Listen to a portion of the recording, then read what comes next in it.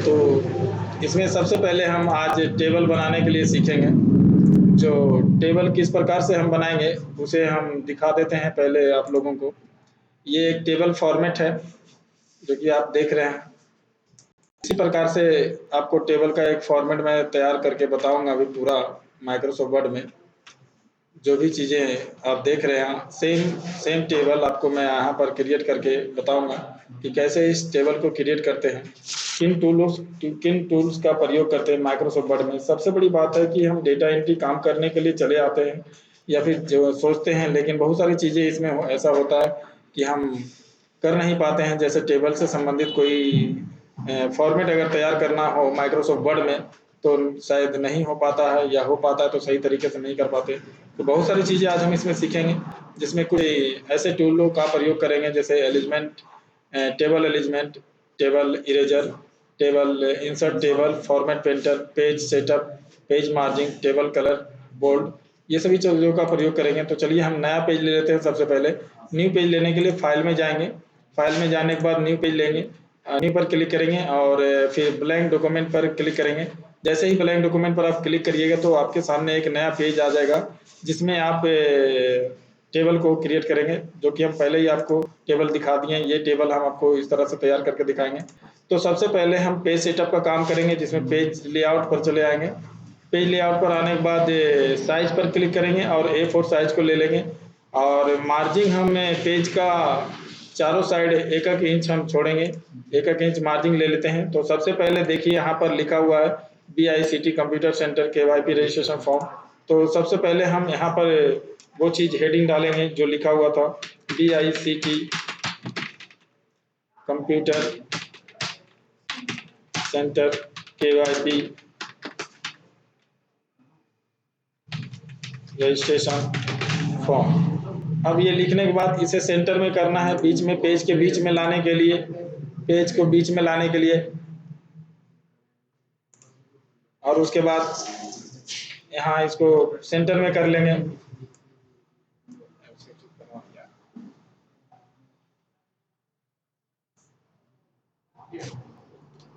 उसके बाद इसे सेंटर में कर लेंगे। सेंटर में करने के बाद यहाँ एलिजमेंट का प्रयोग किए हैं।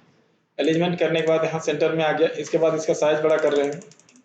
साइज बड़ा करने के बाद आप जितना साइज रखना चाहते हैं फिर बोल्ड कर देंगे।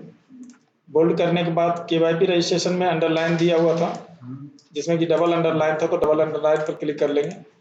उसके बाद अब नीचे आने के लिए हम इंटर मार रहे हैं। इंटर मारने के बाद हम नीचे आ गए हैं।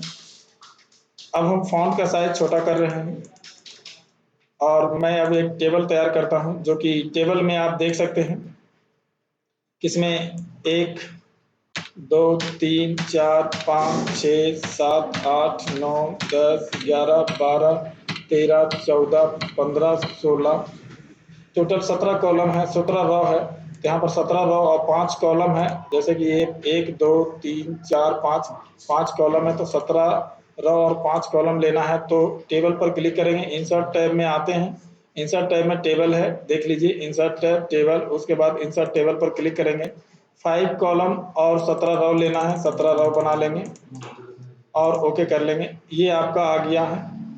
अब इसमें देखेंगे कि ये पहला जो लाइन आप देख रहे हैं, ये पहला लाइन आप देखिए कि पहला लाइन खाली है जिसमें एक हेडिंग दिया हुआ है। तो मुझे इस लाइन को खाली करना होगा। उसके लिए आपको लेआउट में आना होगा। टेबल्स टूल्स में 2 कॉलम 2 टैब हैं, एक डिजाइन टैब, एक लेआउट टैब। ये टेबल टूल्स तभी अपेयर होता है जब आप माइक्रोसॉफ्ट वर्ड में टेबल बनाते हैं। अगर आप टेबल से बाहर आ जाइएगा तो वो टूल्स गायब हो जाएगा। देखिए जैसा कि अब गायब हो गया है। जैसे ही हम टेबल पर क्लिक करते हैं ये टूल्स अपेयर हो जाता है, दिखाई देने लगता है। टेबल्स टूल्स के नाम से जाना जाता है, जिसमें 2 टैब है, एक डिजाइन टैब, एक लेआउट टैब। लेआउट टैब पर हम क्लिक कर दिए हैं। पहला घर को हमें कॉलम को हटाना है, सिर्फ रो रखना है, तो कॉलम को हम मिटा दे रहे हैं इरेजर को लेकर। ये कॉलम हट गया है, अब सिर्फ सिंगल रो है ये। अब मुझे यहाँ हेडिंग देना है, हेडिंग दे देंगे।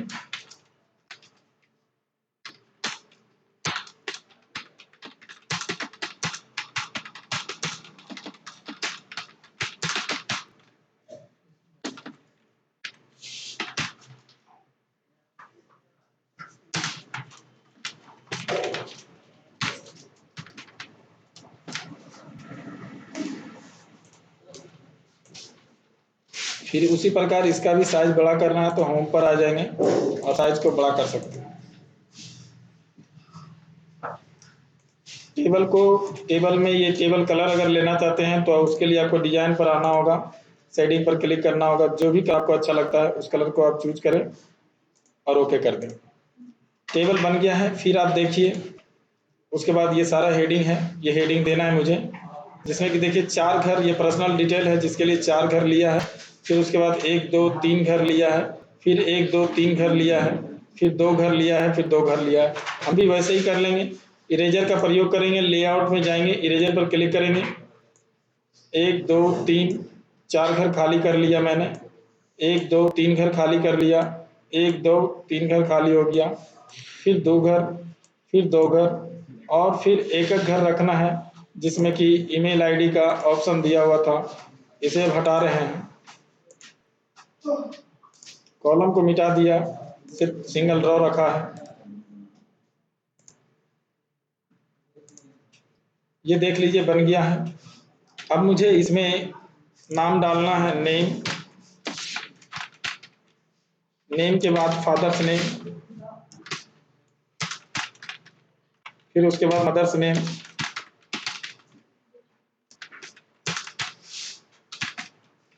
फिर उसके बाद डेट ऑफ बर्थ,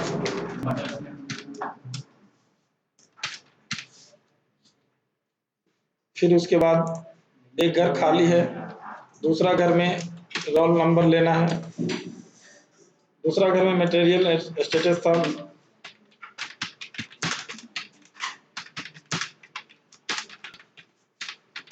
कैटेगरी है, आधार नंबर है, मोबाइल नंबर है, फिर उसके बाद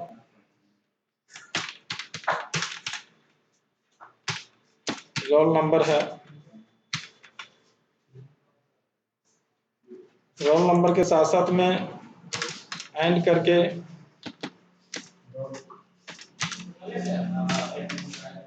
रोल कोड है, और उसके बाद फिर बोर्ड है, फिर ईयर ऑफ पासिंग है,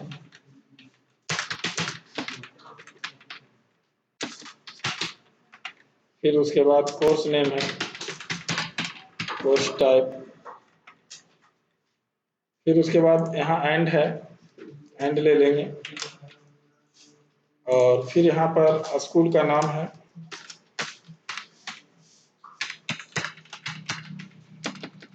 स्कूल नेम में भी यहाँ कॉलम खाली कर दिया गया है, उसके लिए भी इरेजर लेना होगा और कॉलम को मिटा दे रहे हैं।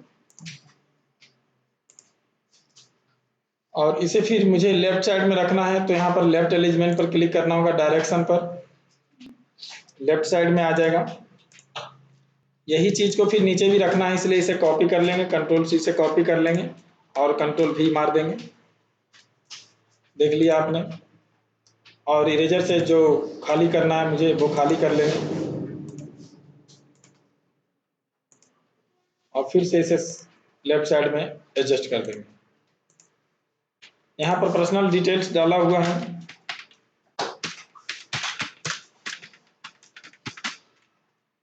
पर्सनल डिटेल्स, इसको नीचे आना है तो बीच में क्लिक करके इंटर मार देंगे और इससे यहाँ सेंटर कर देंगे।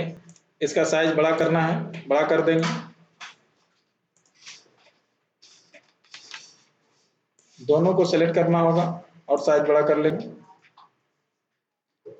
बोल्ड तो है, नीचे लिख लेंगे 12th 10th है,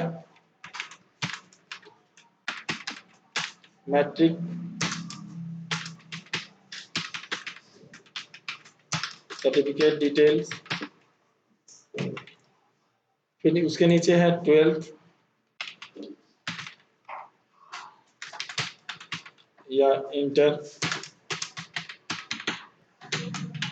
सर्टिफिकेट डिटेल्स, फिर उसके नीचे है बैंक डिटेल, फिर उसके नीचे है परमानेंट एड्रेस।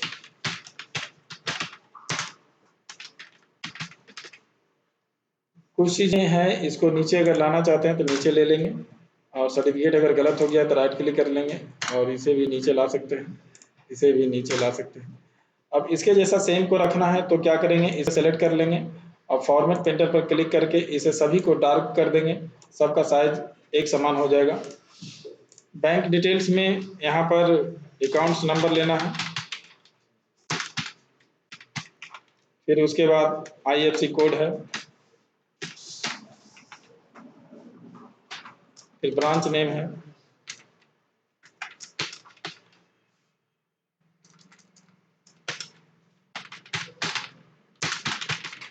फिर बैंक नेम है,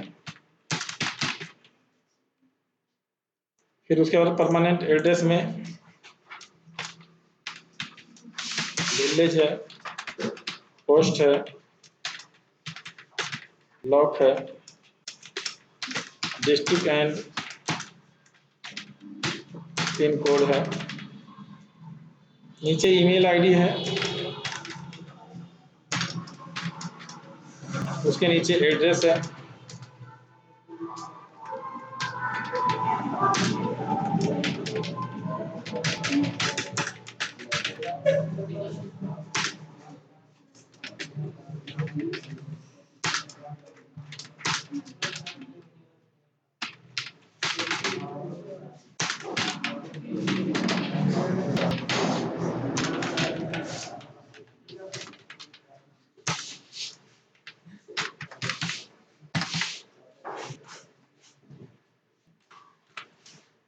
ब्रैकेट बंद करेंगे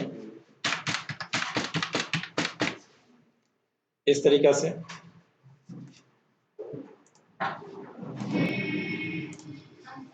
फिर इसका साइज बड़ा करने के लिए फॉन्ट साइज पर क्लिक कर लेंगे, इसका कलर लेने के लिए डिजाइन में आएंगे और कलर ले लेंगे।